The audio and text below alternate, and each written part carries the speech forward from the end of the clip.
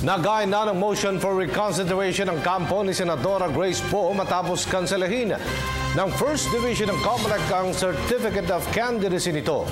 Iginit ng abogado ni Poe naging desisyon ng Senate Electoral Tribunal o SET na isang natural-born citizen ng senadora.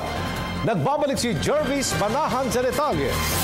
Panibagong mga argumento ang inihain ni Attorney George Garcia, legal counsel ni Senadora Grace Poe sa inihain nilang motion for reconsideration sa COMELEC kanina. Ito ang apilan nila matapos magdesisyon ang First Division ng komisyon na kanselahin ang Certificate of Candidacy ng senadora noong isang linggo. Kasunod ng mga inihaing kaso ni na dating Senador Kit Tatad, Professor Antonio Contreras at dating Dekano Amado Valdez. Una, idineklara na raw ng Senate Electoral Tribunal na natural-born Filipino ang senadora. Makapangyarihan daw ang sinabing ito ng Senate Electoral Tribunal lalo na't ito ang may jurisdiction pagdating sa qualification ng mga senador.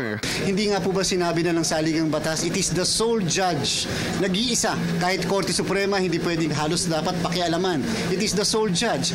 Kung sinabi na po ng sole judge na siya ay natural-born, hindi po ba dapat yung ibang opisina ng pamahalaan ay magsabi rin na siya ay natural-born? Iginiit din ni Garcia na ang pagkakaroon ng dual citizenship ni Poe ay patunay na isa siyang natural-born citizen. Dahil sa ilalim ng batas, mga natural-born lang umano ang nakaka-acquire nito. Sinabi rin niya na nasa batas rin na naibabalik ang natural-born Filipino citizenship. Kaya po kami naniniwala, dapat baliktarin ng COMELEC and Bank ang desisyon ng COMELEC First Division. Inihain daw nila ito para sumunod sa tamang proseso, pero handa raw sila sakaling hindi man maging pabor sa kanila ang desisyon ng Bank. Bukas, hihilingin daw nila na i-consolidate na ng COMELEC ang dalawa nilang motion for reconsideration. Parang kawawang-kawawa naman po nangyayari sa amin.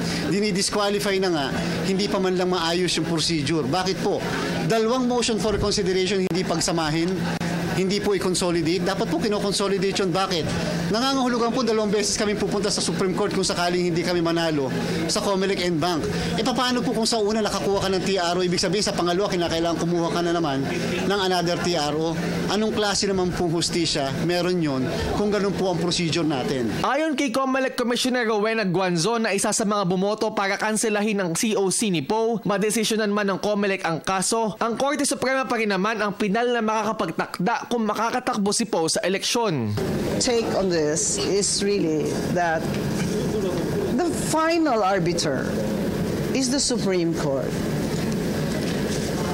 The sooner that we resolve this matter and the party can go to the Supreme Court, the better. Because as you know, it will not be resolved here. It is the Supreme Court that will resolve this matter once and for all.